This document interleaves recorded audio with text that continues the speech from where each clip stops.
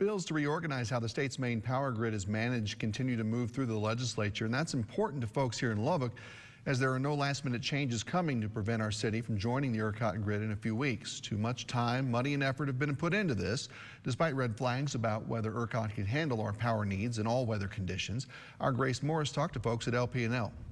It's a project that's 6 years in the making. The reasons for joining ERCOT, they still exist today. Lubbock Power and Light beginning the final stages of construction. So we are still on schedule, May 29th and 30th, to migrate 70% of our system over to ERCOT. ERCOT recently came under fire for the way it handled February's winter storm after a system failure left thousands across the state of Texas without power. And Tuesday's urgent request for conservation spiked community concern. And what we want folks to know is that we understand these concerns, but we also want to make sure that everybody understands the idea that at this point in time that we could stay home, that would be a decision that has no consequence to it, is just not a true narrative. But according to LP&L spokesperson Matt Rose, the reason for the urgent conservation request is simple and not that unusual this time of year. You take power plants offline to do maintenance, to make sure that when we get to the triple-digit heat of the summer,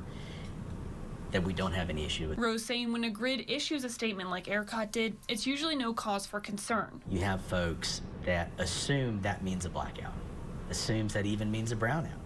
And in all of these instances, that's not the case. But despite February's issues, LP&L is confident this switch is the right move for Lubbock. You know, having an event like what happened in February is certainly never ideal when you're on the doorstep of joining that market. But in an odd way, having that event take place before we enter the market means that the solutions are underway.